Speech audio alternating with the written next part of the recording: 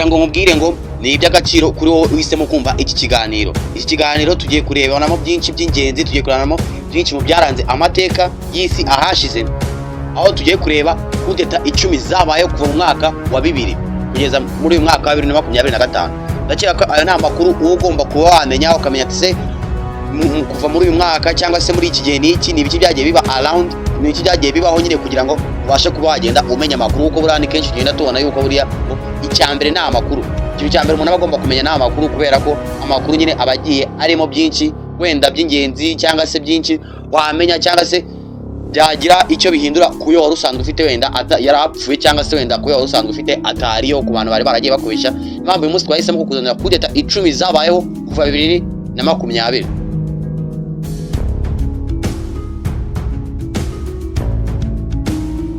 Tugiye kujya tureba ngese ubundi habaye iki, turebe impamvu yagiteye, turebe se ubundi ingaruka byazanye ni izihe. Aho tugiye gutangira mu mwaka w'ibihumbi 2000 mu gihugu cya Ecuador haje kuba habaho kudeta.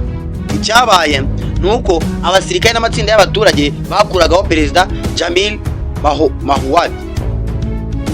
Ese akanya tugiye kujya tureba ngo ubundi byatewe n'iki kugira ngo perezida uyu nguyu bamukureho, impamvu nyine yabiteye kugira ngo abaturage cyangwa se nabo basirikare bafata umwanzuro wo gukuraho uyu mu perezida. Ubundi muri iki gihugu hari kurangwa igihombo cy'ubukungu cyane, hari igihombo cy'ubukungu giteye ubwoba, kandi n'igabanuka ry'ifaranga ryari rimeze nabi, kandi murabizi iyi faranga ryataye agaciro, rero ikintu gikomeye cyane mu gihugu.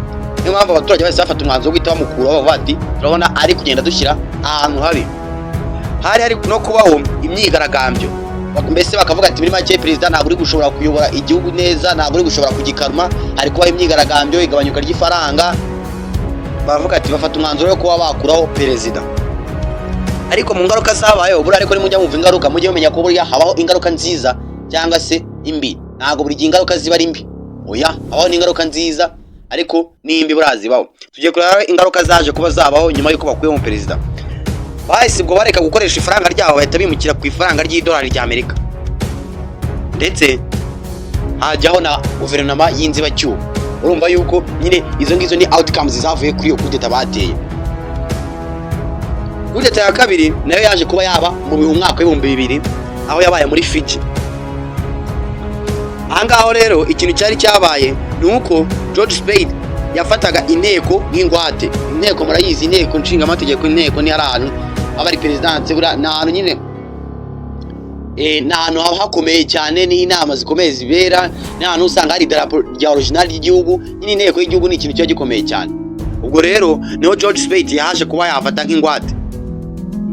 Impamvu yateye ibi byose yari amakimbirane hagati y'abasangwa butaka n'abatuye bakomoka mu Buhinde. Ubundi izina abasangwa butaka, kugira ngo isobanukirwe neza, izina abasangwa butaka ni abantu nyine usanga ari gakondo yabo, kuri ubwo butaka batuyeho ari gakondo yabo. Ni abantu bahahoze, ntago ari abimukira, nyine baba barahahoze. Ni abantu iyo ngiyo bari gakondo yabo, ariho kavukiraho. Utavuga ngo bimutse bava ahangaha, reka baba barasanzwe kuri ubwo butaka. Niyo mpamvu bafata iryo zina ngo abasangwa butaka. Azagira umuntu ukoresha iryo jambo nabi, icyo cyo gisobanuro cyane. Ubwo rero hari ariko intambara hagati y'abasangwa butaka n'abatuye bakomoka mu Buhinde. Ingaruka rero byaje kuba byazana igihugu cyaje kuba cyakinjira mu bwigunge mpuzamahanga.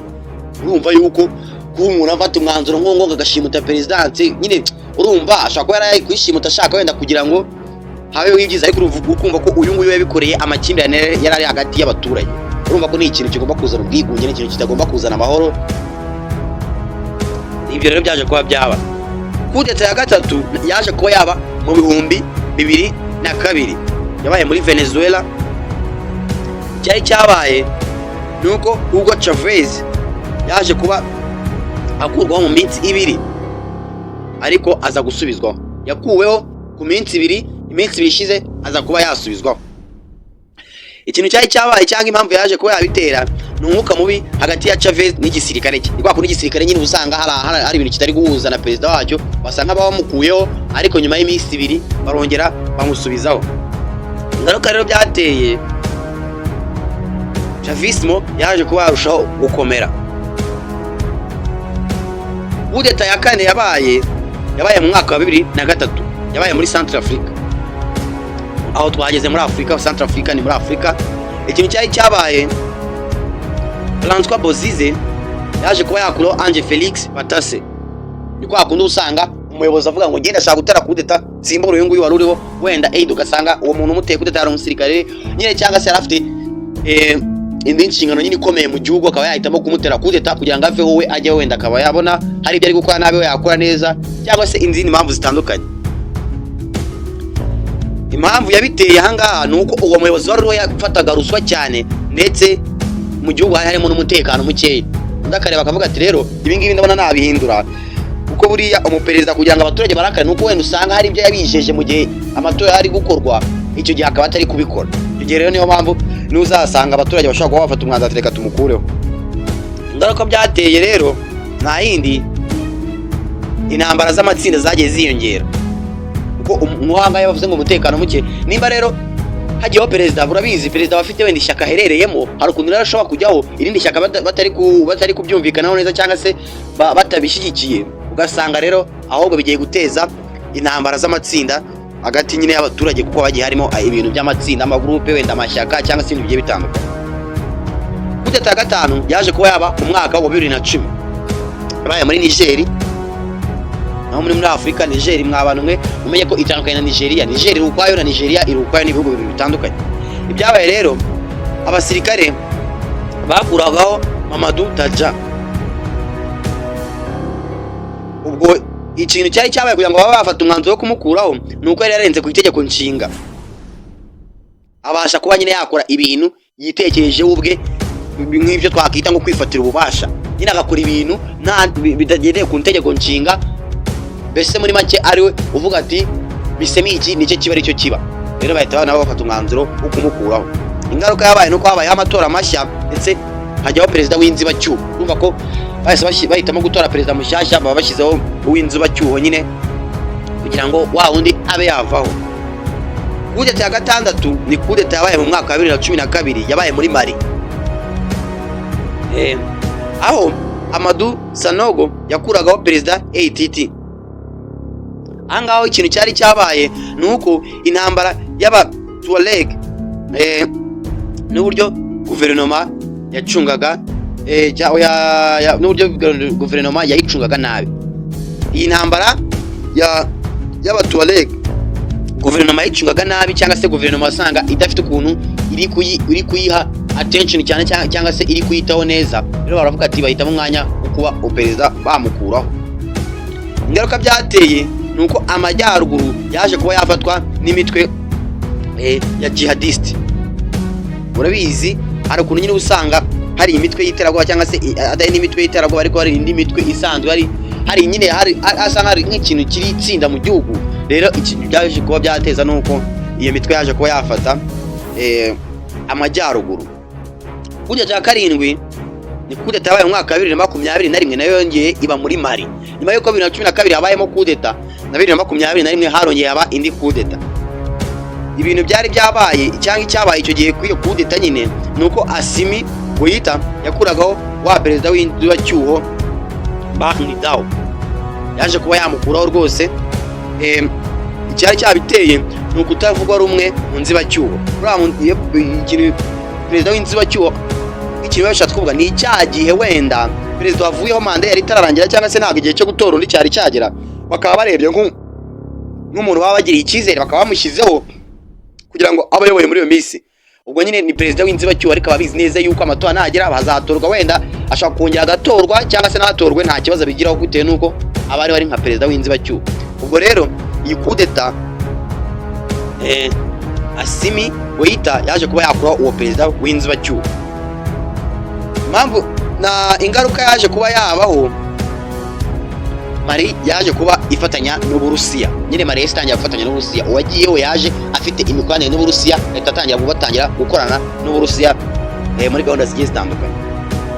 Kudeta ya munani yabaye mu mwaka wa 2022. Kudeta yabaye muri Burkina Faso. Rwose muri Mutarama muri ukwezi kwa mbere, Kabore yaje kuba kurwaho n'ingabo ze. Buriya kamuda kenshi na kenshi kudeta usanga ikorwa n'abasirikare, kuko buriya abasirikare nibo bantu baba bakunze kuba baba hafi ya perezida. Abasirikare nyine baba abantu ndavuga muri make bashobora kuba bafite nka access kuri perezida, kandi nibo baba bafite n'imbaraga, buriya bafite imbaraga ndavuga iz'umubiri. ubwo rero akenshi akenshi usanga kudeta ikunze kuba yakorwa n'abasirikare. Noneho muri Nzeri niho Damiba yaje kuba nawe akurwaho na Traoré. Impamvu rero nuko hari iterabwoba ntabwo ryari ryakemutse. Yagiyeho yizeza abantu ko agiye gukora iterabwoba, ariko iterabwoba ntiryakemuka. Traoré rero aho yari aravuga ati ibintu ntabwo bishoboka, ndabona nawe ibyo ugiye gukora utari kubikora, nawe uvuyeho gatoya. Ingaruka rero nuko Burkina Faso yahise itandukana n'Ubufaransa, ahubwo igenda yegera Uburusiya. Yese ihagarika imikoranire n'Ubufaransa, ahubwo itangira imikoranire n'Uburusiya. Bageze kuri kudeta ya 9, ni kudeta yabaye mu mwaka 2023, yarongeye muri Niger. Barako hari ibihugu rwose kudeta nyaboneka biba bimeze nabi. Ikintu cyabaye nuko Bazoum yaje kuba yafatwa n'ingabo zimurinda. Ubwo ni president wari uriho rero yafashwe n'ingabo zimurinda. Nibyo yani kuvuga ngo kudeta kenshi na kenshi buriya ikorwa n'abasirikare, ntabwo aba ari umuturage usanga ngo urahagurutse ngo ugiye gutera kudeta, byakugora nta ndwa babishobora. Ariko nk'abasirikare wenda bafite ukuntu nyine baba bakunze guhuza na president cyane, bafite ukuntu nyine bafite n'izo mbaraga, niyo mpamvu aribo kenshi na kenshi bakunda kuyikora. Rero ubu Bazoum yaje kuba yafatwa n'ingabo zimurinda. Impamvu yabiteye ni uko tumvikana mu gisirikare no kubura umutekano. Barabyo abana basirikare ntiyakiri kumvikana, babona umutekano mukeya, baravuga ati rero reka mu president twe tumukuyeho ku ruhande, tubanze turebe ikintu cyakorwa. Ingaruka byateye ni uko na Niger nayo yaje kuba yakegera Ubufaransa, nako Uburusiya. Ibihugu bitera kudeta buri usanga hari ukuntu igihugu kiba gifite imikoranire n'ikindi gihugu, ariko ugasanga abariho ni wenda president uriho ni wafashe umwanzuro cyangwa se nazanye igitekerezo, ariko muri make ugasanga hari abandi batari kubyumvamo kimwe nawe, ku buryo iyo bafashe igihugu bahita bahindura uwo bari bishingikirijeho bakaba bafatse n'igihugu. Niger rero nayo yahise hitamo kwegera Uburusiya. Kudeta ya 10 ni kudeta yabaye muri Gabon mu mwaka 2023, ejo bundi. Ibyari byabaye cyangwa se ikintu cyabaye main point yabaye muri iyo kudeta nuko ingabo zasheshe amatora ya Ali Bongo. Zara yasheshe zaravuga ati aya matora wabi ntago tuyakunze, ntago tuyemeye. Mpamvu yabiteye nta yindi, habaye amapinga mu matora ndetse abamo no kurambirwa ubutegetsi bwa Bongo. Barabye babona ubutegetsi baraburambiwe, amatora nyine barayapinga, ibyabayemo babona ntago ari guhuza nabyo, bahitamo rero kumukuraho. Ngaruka nuko haje impinduka mu mitegekere ya politiki. Nyine kuba president yaravuyeho, nyine urumva ko haje ingaruka mu imitegekere yarahindutse, n'ibintu nyine byinshi bigenda bihinduka. Nk'abakunzi ba channel update trends, turagira ngo tujye tubasaba ngo wenda ushaka ko ari ikintu tukubwira wakitwandikira muri comment, cyangwa se nimba iyi video yikunze turagira ngo tujye tugusaba ngo usigeho like, kandi nyaboneka subscribe cyangwa like na share, ni inkunga ikomeye yanyu tuba twakiriye. Nukuri mu gihe mubikoze mujye bimenya ko muduteye inkunga ikomeye, bikomeza no gushimira abagenda babikora, abakomeza abadahwema kutureka ko tugenda tubana umunsi ku munsi. Imana ikomeze kugenda ibaho umugisha. Murakoze.